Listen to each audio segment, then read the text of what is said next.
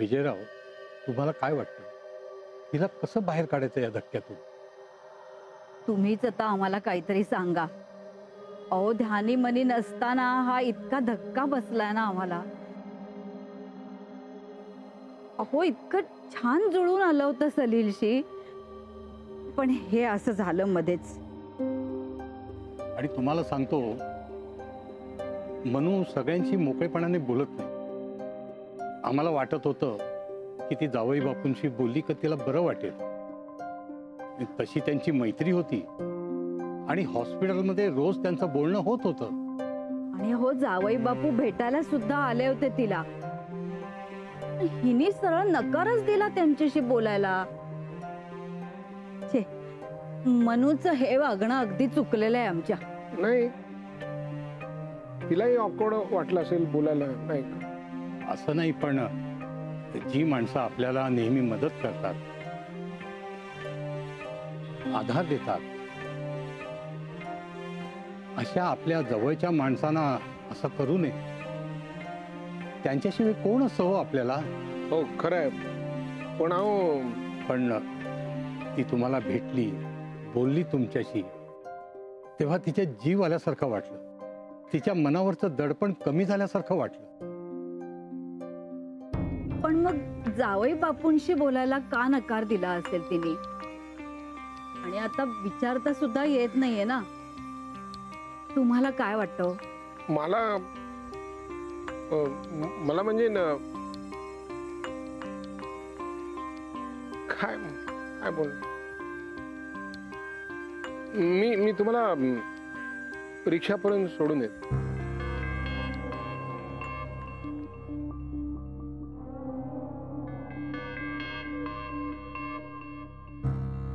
बघा पिटुकली परत कशी आली. अलके, एवढं काही कौतुक करण्यासारखं नाहीये. हे सगळं मला अजिबात मान्य नाहीये.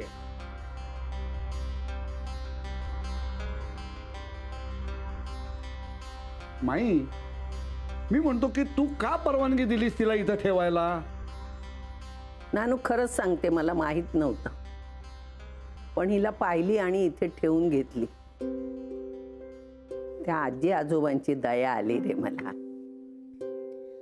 या पोरीच्या नशिबात काय आहे कोण जाणे. माई, त्या पोरीच्या नशिबात दळवी आहे आणि दळव्यांच्या नशिबात ही छोटोकली.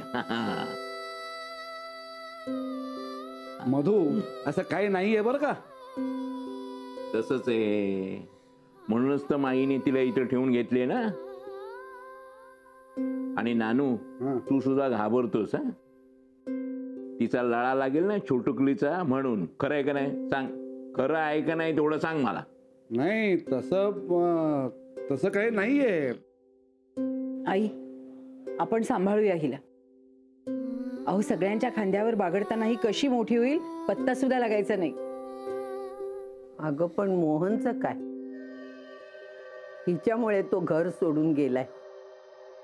त्याला बोलवायचं सोडून मी हिला इथं ठेवून घेतलीय. ही मुलगी जर इथं राहिली तर हे घर कधीही एकत्र येणार नाही, याचाही विचार करायला हवा. नानू मामा, पण ही जर इथे राहिली नाही तर तिचं पुढे काही खरं नाहीये, हा विचारही आपणच करायला हवा ना. अरे पण तसा विचार आपण का करायचा विक्रांत? नानू मामा, आजी, अगं मला सांगा, हिच्या जन्माच्या वेळी आपल्याला हिच्या सत्याबद्दल काहीच माहित नव्हतं, तेव्हा हिच्यासाठी आपण देवाकडे प्रार्थना केली की नाही, आठवतंय ना तुम्हाला? आणि मोनिकाच्या आयुष्यात पूर्वी काय घडलं होतं, जे काही घडलं होतं त्याच्याशी हिचा काहीच संबंध नाहीये. आणि देव जर हिला परत परत इथेच पाठवतोय तर हिचं भविष्य कदाचित याच घरात असेल. बघ ना आजी, कशी पाहते ती सगळ्यांकडे. इतके सारे लोक तिच्या अवतीभोवती आहेत, तिला किती किती सुरक्षित वाटत असेल. हो रे, बघ कशी टकामका इकडे तिकडे बघतीये. ईशा, कुठे आली बाळा तू? हा, अलका आजी, तुम्हाला मस्त मस्त पेज बनवून देशील ना? असं म्हणतीये ती. नानू पणजोबा, तुम्ही माझ्यासोबत खेळायचं हो, पण मला ओरडायचं नाही बरं का. मधू पणजोबा, मी मोठी झाली ना की तुम्ही आणलेली जिलेबी खाणार. आणि पणजी आजी, तू बाबाला जशा गोष्टी सांगायचीस तशा मलाही सांगशील ना. तिथे तिथे मानसी मावशी सांगायची मला गोष्टी. विक्रांत, मानसीला काय झालं रे? मलाही तोच प्रश्न विचारायचा आहे. आला फोन आला मला. Hello hello. खरंच विक्रांत, काय झालं रे मानसीचं?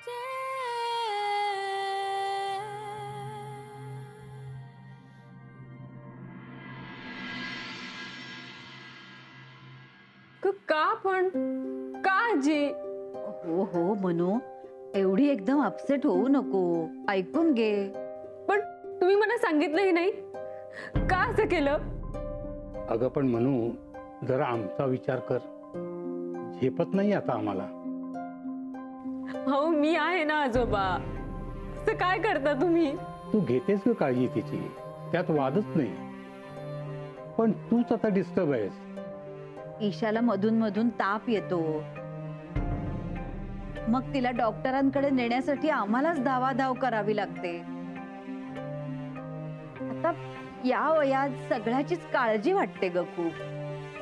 सगळ्या गोष्टींचं दडपण येतं. त्याला काय करायचं सांग? शांत हो बाळा. आजोबा, मला ईशा हवी. ती एकच तर आधार आहे माझा सध्या. तिचा निरागस चेहरा पाहिल्यावर काही क्षण तरी मला काही गोष्टी विसरता येतात.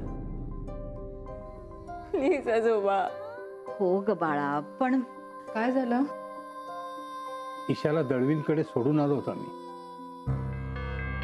ठीक आहे, तुला काहीच कसं वाटत नाही ग? आपलं बाळ आपल्या समोर नाहीये याचा तुला त्रास नाही होत?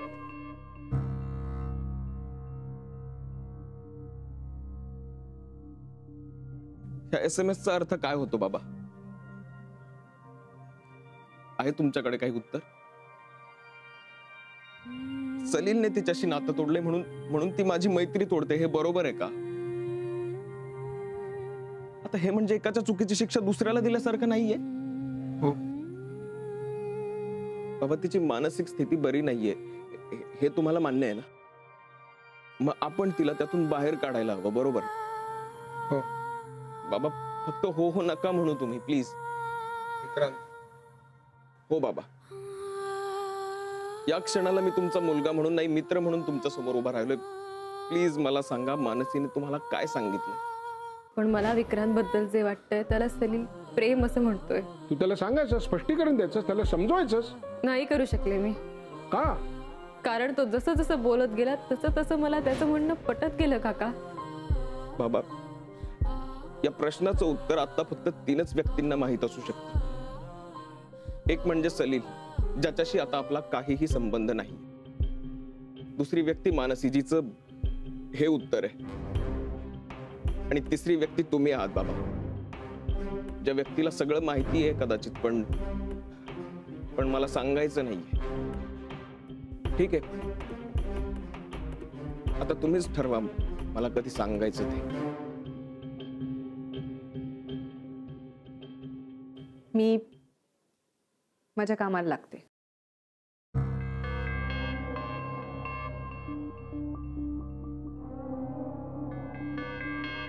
मनू, मनू, तू जरा आधी हास बरं. पाहिलंयस का स्वतःकडे? कशी मलूल झालीस बघ. आजी, मला नाही येणार हसायला. ईशा असती तर कदाचित.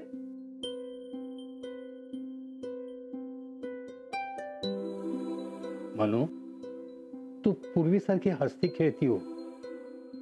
मग आपण आणू ईशाला परत. हो ना, आधी चांगलं खायला प्यायला लाग. मित्रमैत्रिणींना भेट, हॉस्पिटलमध्ये जा, आपल्या आवडत्या माणसांशी गप्पा मार. मोना, हिला जरा एकदा शॉपिंगला घेऊन जा ग. ऑफकोर्स घेऊन जाईन ना. आणि मनू, तुझ्या ईशाला कोणीही घेऊन जाणार नाही. तिला इकडे परत आणण्याची जबाबदारी माझी आहे. म्हणजे काय? म्हणजे जे मी बोलले तेच. शेवटी ईशा माझ्याकडेच येणार आहे.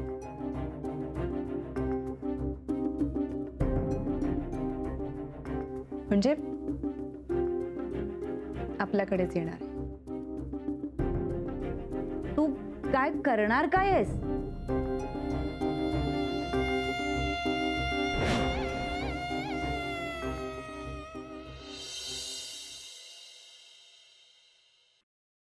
मनू, झोपणार आहेस? काही काम आहे का? बोलायचं होतं. मनू, आजी आजोबांना काळजी वाटते तुझी, म्हणून शेवटी म्हणलं आपणच बोलूया. ताई. मनू प्लीज, आमचा विचारच करणार नाहीयेस का तू? म्हणजे काय करू? जे काही खरं आहे ना ते सांगून टाक. सलीलने मला नकार दिलाय हे सगळ्यांनाच माहितीये. आणखी काय वेगळं ऐकायचंय तुला? आजी आजोबांना गंडवू शकतेस तू, मला नाही. मी कुणालाही गंडवत नाहीये. मग तुझी अशी का अवस्था झालीये ते सांगशील मला?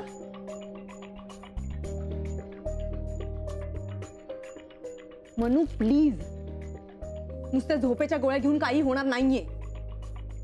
खरं काय ते सांगितलंस ना तर शांतपणे झोप येईल तुला. प्लीज प्लीज, खरं काय ते सांग. का त्रास होतोय तुला एवढा? प्लीज सांग. मग काय करायचं ते मी बघून घे. हे बघ मनू, प्लीज मला तुझी साथ हवी. सलीलने तुला नकार दिलाय ना, मग तू विक्रांतवर का रागवलीस? हे बघ मनू, खरं काय ते प्लीज सांगून टाक. साधारण अंदाज आहेच तसा मला. सलीलने नकार दिलाय म्हणून तू एवढी नक्कीच रागवलेली नाही. आणि तू आत्ता ठरवलंस ना तर जाऊन विक्रांतशीही बोलू शकतेस. इनफॅक्ट आत्तापर्यंत तू सगळं खरं खरं विक्रांतला सांगितलंच असतंस ना, राईट? जर सिच्युएशन नॉर्मल असती तर, जर सर्कमस्टन्सेस नॉर्मल असते तर. काय केलंय विक्रांतने मनू? हे बघ, मला खरं सांग, त्याला धडा शिकवायला मी मदत करते ना तुला. मनू प्लीज शांत राहू नको. तुझ्या शांततेमुळे माझा संशय अजून वाढत चाललाय. प्लीज, काय झालंय तुमच्यामध्ये? विक्रांतमुळे सलीलने तुला नकार दिलाय का? का चिडलीस तू विक्रांतवर? मनू प्लीज, खरं काय ते सांग ना प्लीज.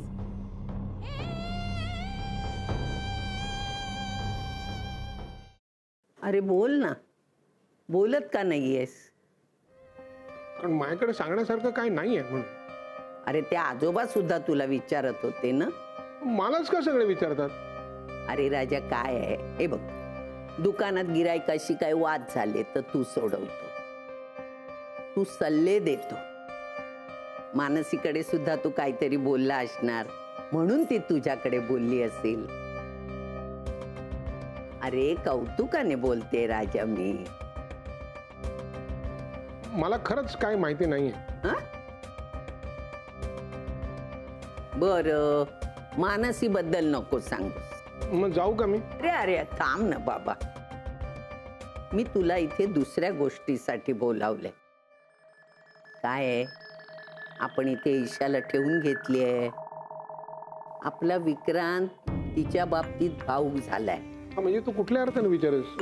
मोहन ते नाही रे, पण बघ, ईशाला आपण इथे ठेवून घेतली आहे आणि यांची कोर्टात डायव्होर्सची केस चालू आहे. म्हणजे उद्या सरकारी बालंट आपल्यावर येणार नाही ना. नाही म्हणजे हे सगळं निस्तरायची वगैरे जबाबदारी तू घे राजा. तुला माझ्याकडून खरं काढून घ्यायचंय ना? ऑब्विसली. पण मी ते सांगणार नाही. म्हणजे सांगण्यासारखं नक्कीच काहीतरी आहे, बरोबर? काही असो किंवा नसो, पण तुला मी हे सांगणार नाहीये. का? मी कोणीच नाही लागत तुझी. आहेस ना, बहीणच आहेस. पण त्या नात्यानं जर तुम्हाला बहिणीसारखं विचारलं असतं किंवा निदान मैत्रिणीसारखं विचारलं असतं ना, तर मी सांगितलं असतं. पण आता नाही. नो. म्हणून काय बोलतेस तू? तुला तरी कळतंय का? मी उगाच तुला एवढा वेळ इकडे बसून हे सगळं विचारतेय. आणि बहिणीसारखं बोलायचं म्हणजे म्हणजे नक्की काय करायचं मी? काय मला बरं वाटावं म्हणून माझ्याशी बोलायला आली नाहीये. तुझा हेतू काहीतरी वेगळाच आहे. काय ते मला माहित नाही. जाऊ दे, आण त्या गोळ्या, आण माझ्या. म्हणजे तू विक्रांतवर रागवली आहेस हे नक्की, बरोबर? माझ्या रागाचं काय करायचं ते मी बघून घेईन ताई. तुझ्याशी मला या विषयावर बोलायचं नाहीये.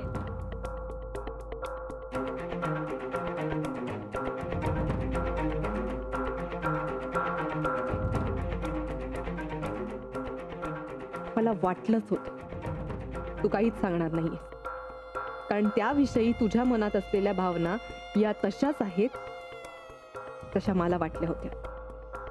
राग फक्त दाखवायला आहे. आणि मला 100% खात्री आहे, जसं इथे आहे तसंच तिथे सुद्धा असणार विक्रांतच्या मनात. खूप आठवण येत होती तुझी ईशा. का? का म्हणजे? मग मी बोलणार कुणाशी?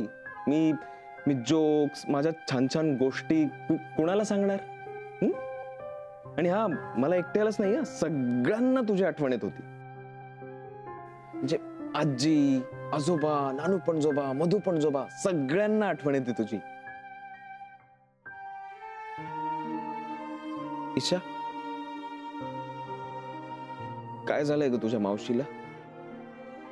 खूप भांडलीये ती माझ्याशी.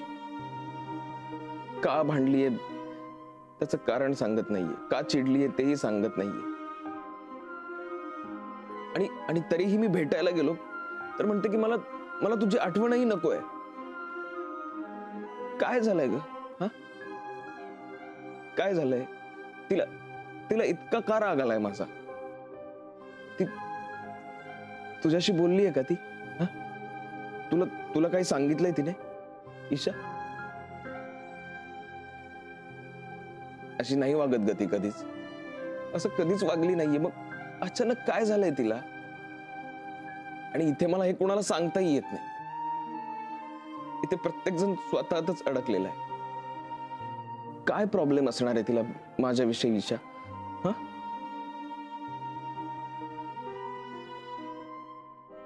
मी काय बोलतोय ते कळतंय तरी का तुला? हा, तुला समजतंय मी काय बोलतोय ते? तू पटकन मोठी का नाही होत ईशा? मला माहितीये मी जे बोलतोय ते तुला कळतंय, पण तुला बोलता येत नाहीये ना. तुला आमची भाषा अजून येत नाहीये, तुला माहितीये. पण तुझ्यासारख्या समजूतदार मुलीला देवाने पटकन मोठं करायला हवं, पटकन. आमच्यासारख्या बुद्धू लोकांसाठी. ईशा, काय प्रॉब्लेम असेल ग? काय प्रॉब्लेम असेल तिला माझ्याविषयी? हा, आम्ही खूप चांगले मित्र होतो, म्हणजे आहोत, अजूनही आहोत, निदान माझ्या बाजूने तरी आहोत. काय झालंय तिला? म्हणूनच मला तुला विचारायचंय की कोण एकटे एकटे गप्पा ऐकतंय? बघ, मी तुला म्हणालो होतो की नाही ईशा, हा, आजोबांना तुझ्याशिवाय करमत नाही. अरे वा, आजी पण आलीये. आईला पण आवडतं मनातलं ओळखायला. ईशाच्या, हो की नाही ईशा? आईला पण समजून घ्यायचं असतं की नेमका काय प्रॉब्लेम आहे. ईशाचा नाही, म्हणजे ईशा सारखी सारखी इथे नसते ना.